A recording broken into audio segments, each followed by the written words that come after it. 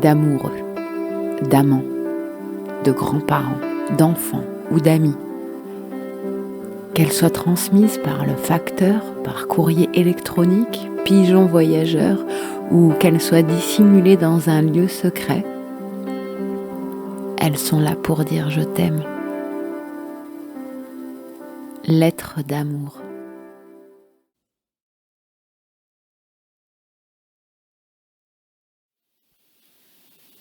Ma très chère grand-mère, je n'ai jamais de ton vivant osé te dire à quel point je t'aimais.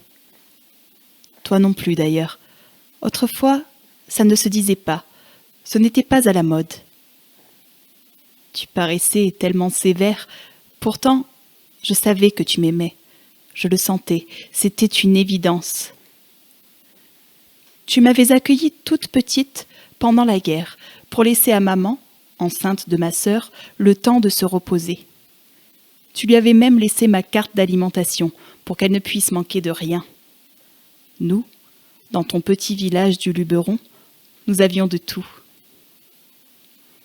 Plus tard, c'est chez toi que j'allais avec ma sœur et ma cousine pendant les grandes vacances passer des moments inoubliables.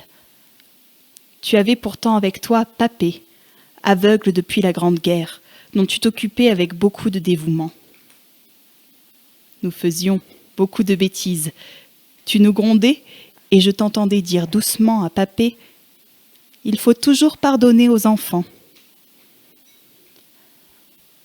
Parfois, tu sortais du bureau 3 cahiers jaunis, rescapés du temps où vous étiez tous deux instituteurs, et tu déclarais « Aujourd'hui, c'est calcul ». Je n'aimais pas ces moments. J'étais celle qui travaillait le moins bien. Mais tu ne me grondais pas. Tu m'expliquais toutes mes erreurs sans jamais m'humilier et sans baisser les bras. Quand l'occasion s'en présentait, tu nous expliquais les valeurs de la laïcité, aussi que la bonté, la politesse, l'honnêteté, en étant toi-même l'exemple de ce que tu nous inculquais. Plus tard, adolescente, c'est encore chez toi que j'attendais mon premier emploi. Tu m'aidais à rédiger mes lettres de candidature avec beaucoup de patience.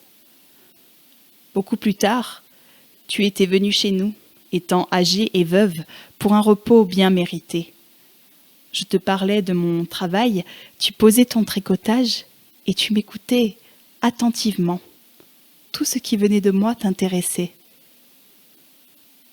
Quand tu n'étais plus là, souvent, devant les incertitudes de la vie ou devant l'éducation de mes enfants, je me disais « Que m'aurait dit grand-mère ?» Et tout de suite, je trouvais la solution. Tu vois, tu étais toujours avec moi. À présent, en cette période de Noël et de confinement, Covid oblige, je pense encore plus à toi. Et à mon tour, j'ai 82 ans. Je t'aime comme quand j'étais ta petite fille. Grand-mère, je t'aime et t'aimerai toujours. Je t'embrasse en te serrant très fort, comme tu me le faisais quand j'arrivais de loin.